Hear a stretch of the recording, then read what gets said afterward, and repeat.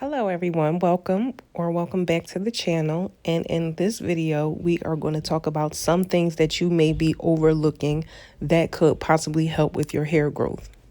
I've done hair for 25 years and I have grown plenty of hair. I have grown people's hair from bald to down their backs and more. So I know a lot about hair texture, hair growth, hair products, hair maintenance, hair history, and so forth and so on. So let's get into some things that'll help your hair grow. First and foremost, I want to start with utensils.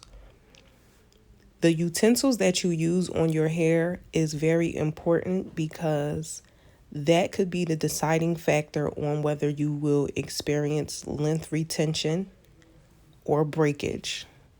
I recommend switching over to wooden combs, neem combs, bamboo combs. And the reason for this is because when using plastic combs on a regular, consistent basis, you are creating friction, which causes static, which will also cause a ton of problems, leading to breakage, frizzy hair, dry hair, and you may experience more daily shedding with daily styling with plastic combs. Once you switch over to wooden combs, you'll see a huge difference in the amount of hair you shed on a daily basis. Now, not only are the utensils that you use very important, but the technique in which you use is also very important, especially when detangling your hair. You always want to take your time and take it slow, especially if you have a tighter curl pattern. And I know that it is often recommended that you detangle your hair from the bottom to the top. But as a stylist, I actually recommend starting from the top and see where you are met with resistance and then go down to the bottom and start your detangling process. That way you know exactly where your tangles begin. And when you start from the top, of course, you're not going to rip through it. You want to take your time and just gently run your comb or brush through and see where it stops at. And then remove the comb from your hair and go down to the bottom and begin to detangle. This is going to change your detangling game and it's going to make detangling your hair quicker. Now, in some cases, this technique will not work. Like if you've just removed braids, you want to actually first start by finger detangling your roots to remove the debris that may have been trapped under the knot or where your synthetic hair was added at. So if you are doing a braid removal, that technique is not recommended at all. If you notice that you're beginning to have problems with your hair and the products that you may be using just are not giving you the results that you want, think back to when your hair was at its healthiest point and what products were you using during that time. Go and get those products and see if that changes anything between you and the relationship with your hair. Because believe it or not, the same way we miss things or we may miss a certain food or a certain person, your hair does the same thing. Your hair might be looking for a specific product that you previously used. You also want to keep in mind when using and trying products or going to different stylists that every product that you use or try is not going to agree with your hair. And this may either cause you to lose some of your hair or some of its shine and some of its health. So keep that in mind when you are going to different people and when you are using different things. There just may be a different outcome.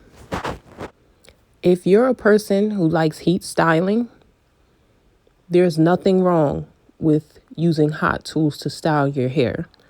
However, There is something wrong with using hot tools on your hair on a daily basis. This will cause your hair to more than likely become overpressed. Your curl pattern will change and you will experience heat damage where your curls may not revert back to how they originally were once you wet your hair. Using hot tools is also a straightening process that not everyone has a problem with. So if you desire to have heat trained hair, you still want to make sure that you are keeping the use of hot tools to a minimum. Pay attention to what products do to your hair, like how your hair reacts to a new product or a product that you have been consistently using for a long period of time. Because if your hair becomes resistant to a specific product, like let's just say you put something in your hair and it sits on top of your hair like it turns white, that means that the product is not penetrating your hair. So it's literally not doing anything because it's not getting into your hair. Now, there could be a ton of reasons why this happens, including your hair being coated with another product that is not allowing the product to penetrate the cuticle.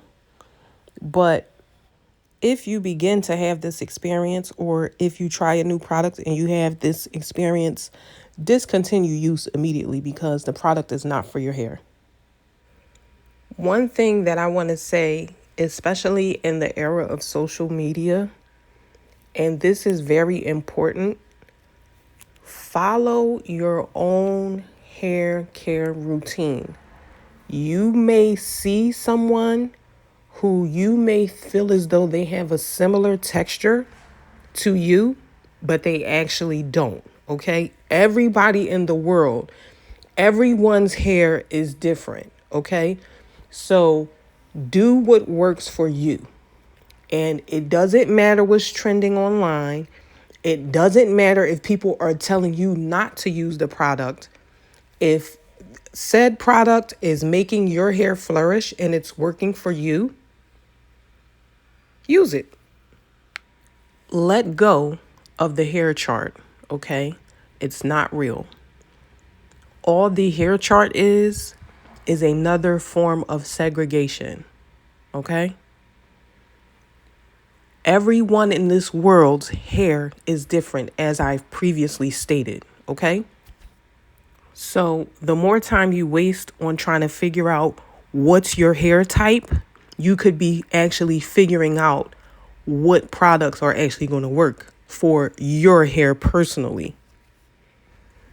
There could be a product that you could be using that's labeled for an alleged curl pattern or texture that's not yours, and it may actually still work for your hair. So if you get caught up in hair typing, you might miss out on a product that might really work well with your hair.